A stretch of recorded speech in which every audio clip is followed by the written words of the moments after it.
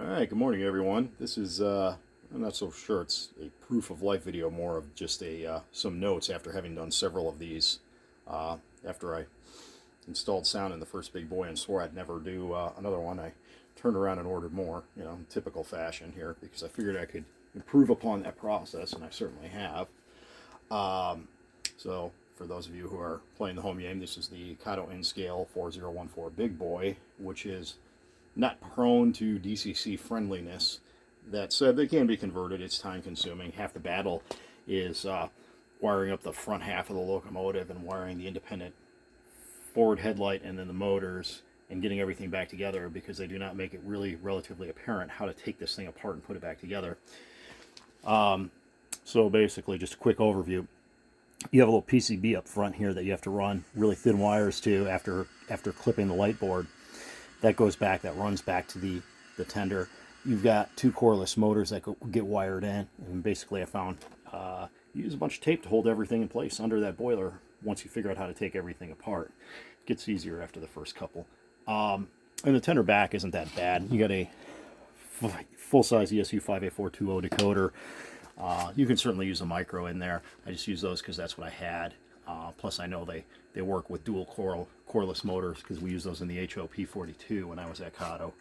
And then for the tender back, it's pretty straightforward. This is just how we originally wired the FEF3s with sound, using that, and then a 11x17 speaker in there. In this case, this has dual 11x17 sugar cubes in the back with a rear light added too. So, I don't know, I'm rambling at this point because it is 6:40 in the morning and I'm doing this all in one shot. Sound file is S0516, that's ESU's big boy sound file. I made a few tweaks to it, adjusting the sounds here and there, but for the most part it's pretty stock. So without further ado,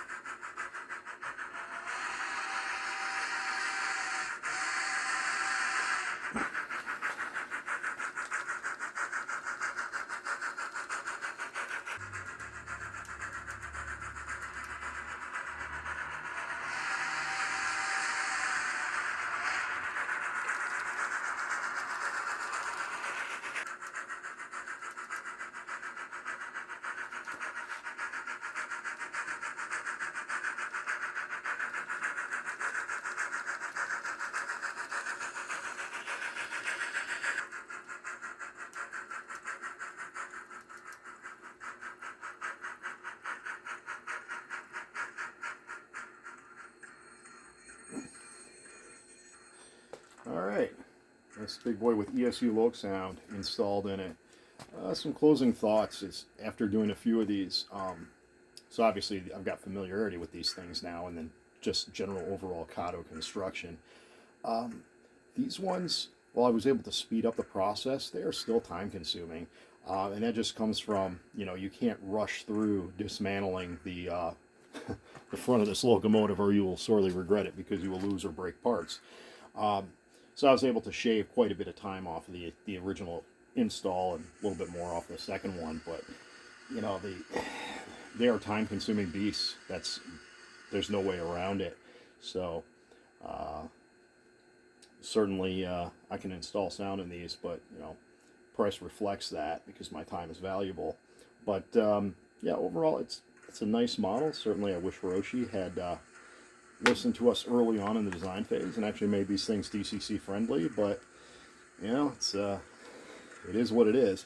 So but yeah, that's just my closing thoughts. I got another one I'm going to whip up here and see how much more time I can shave off, but there's you get the laws of diminishing returns when it comes to that, because at some point you can only go so fast on things before, well, like I said, you start breaking things or you start losing things.